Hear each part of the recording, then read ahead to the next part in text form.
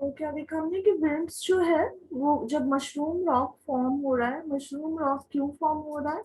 क्योंकि विंड्स जो है वो लोअर सेक्शन को इरोड कर रहा है। जो इरोशन हो रहा है रॉक में वो लोअर सेक्शन का हो रहा है, और अपर पार्ट जो है वो नहीं हो रहा उसका इरोशन। तो वो it forms a mushroom like structure. अब क्या होता है कि देखते हो कि जब बहुत आंधी आ रही होती है, कभी बहुत जोर से हवा चल रही होती है, तो क्या हम आईज ओपन करके बाहर खड़े हो सकते हैं उस तेज हवा में, उस तेज आंधी में? नहीं, क्योंकि उसमें बहुत डस्ट पार्टिकल होता है जो हमारे आईज में आके हमें पेन फील कराता है। तो it happen same in desert area, कि वहां पे इतनी जोर से हवा चलती है कि वो क्या करता है, it lifts and transport sand from one place to another. एक जगह से दूसरी जगह वो सैंड को उड़ा के ले जाती है। It takes and transport sands from one place to another.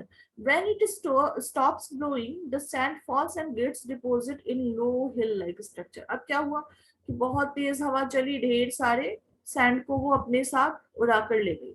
बहुत सारे हवा सैंड्स जो है वो ऐसे हवा के साथ लिफ्ट हो गए और ट्रांसपोर्ट होने। अब क्या हो गया, अब अचानक से हवा बंद हो गई, यहाँ आकर हवा बंद हो गई, सारे सैंड यहाँ गिर गए।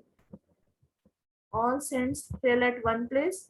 ठीक है, एक के ऊपर एक के ऊपर एक ऐसे गिरते गए। फिर ये क्या हुआ, ये जो है ये डिपॉजिट हुआ और एक छोटा सा हिल लाइक स्ट्रक्चर बन गया, एक छोटी सी पहाड़ी जैसी स्ट्रक्चर बन गई।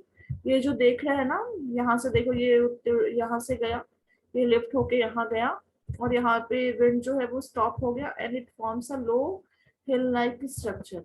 ठीक है, इस ये जो हिल लाइक स्ट्रक्चर है इसे हम कहते हैं sand dunes. This structure is known as sand dunes. When the grains of sand are very fine and light, the wind can carry it over very long distances. अब अगर सैंड के जो grains हैं, सैंड तो grain form में होता है, पता है ना, छोटे छोटे छोटे छोटे उसके पार्टिकल्स होते हैं, बहुत छोटे छोटे। तो अगर वो बहुत ही छोटे हैं, बहुत ही फाइन हैं, बहुत ही पतले हैं, बहुत ही लाइट हैं, तो विंड उसे एक जगह से दूसरी जगह बहुत दूर तक ले जा सकता है।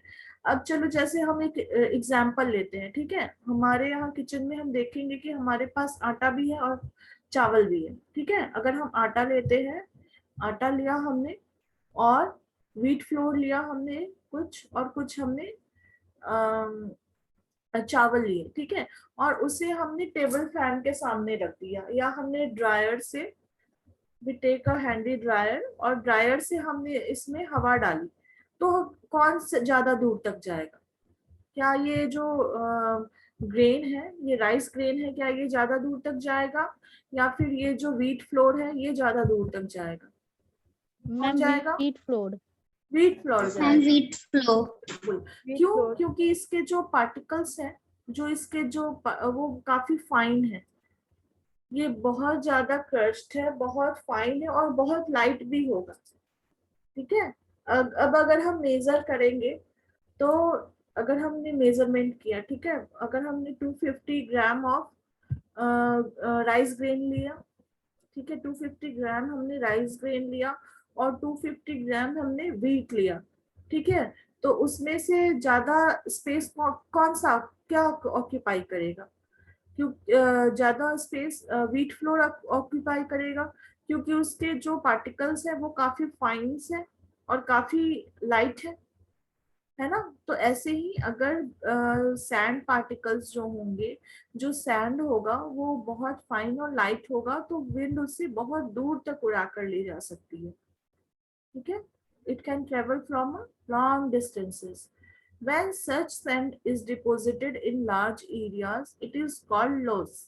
ठीक है, जब ये जो बहुत दूर तक जाके डिपॉजिट हो रहा है, जो ये सैंड पार्टिकल है, when it travels with wind and it get deposit in a large area, जब बहुत सारे बड़े एरिया में ये डिपॉजिट हो रहा है उड़ के जाके काफी दूर तक, तो इसे क्या कहते हैं? इसे कहते हैं लॉस।